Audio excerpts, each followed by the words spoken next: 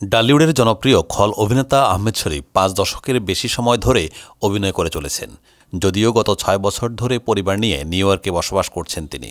সুযোগ পেলেই দেশে আসেন এই অভিনেতা, আবার কাজ শেষে পাড়ি জমান মার্কিন মুলুকে।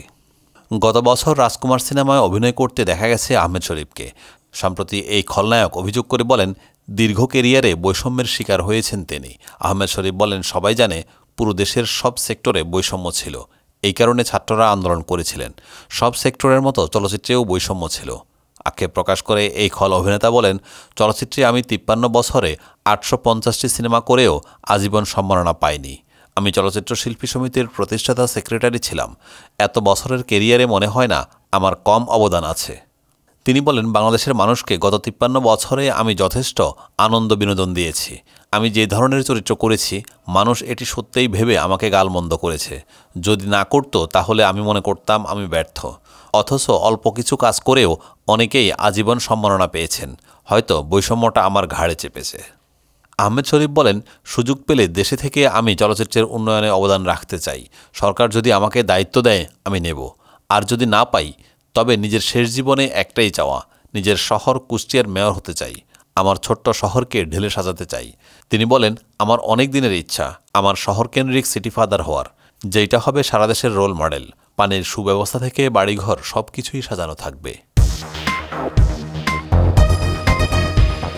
টালিউডের জনপ্রিয় অভিনেতা প্রসেনজিৎ চট্টোপাধ্যায় ওরূপে বোমবাদা ক্যারিয়ারের দর্শকদের জন্য অনেক সুপারহিট সিনেমা উপহার দিয়েছেন। তিনি ৩০-এর অধিক নায়িকার সঙ্গে অভিনয় করেছেন।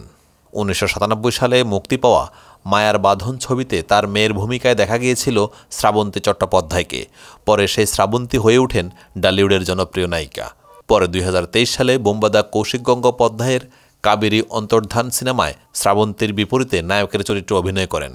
আবারও প্রসেনজিৎ চট্টোপাধ্যায় দেবী চৌধুরানীর সিনেমাতে শ্রাবন্তীর বিপরীতে জুটি বেঁধেছেন। তবে এইখানে তারা ঠিক নায়ক নায়িকা নন।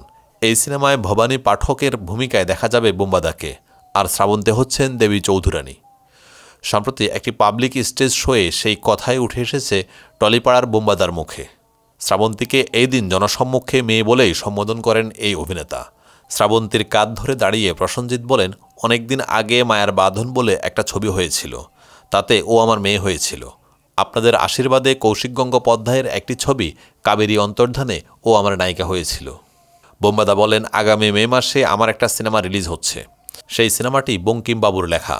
দেবী চৌধুরানীর কথা আপনারা নিশ্চয়ই জানেন। তাতে দেবী চৌধুরানী সেজেছে আমার মেয়ে শ্রাবন্তী, আর আমি ভবানী পাঠক। এই দিন স্টেজে উঠতেই প্রসেনজিতের পা ছুঁয়ে প্রণাম করেন শ্রাবন্তী। পাল্টা তাকে কাছে টেনে নিয়ে স্নেহের আদরে ভরিয়ে দেন প্রসেনজিৎ।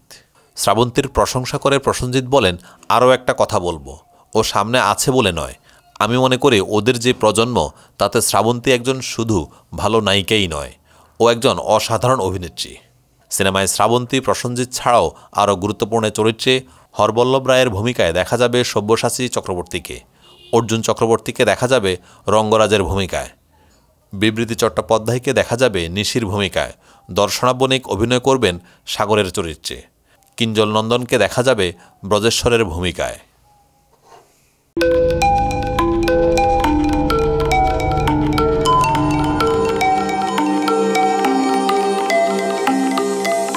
এই টিভি দেশ ও দশের কথা বলে।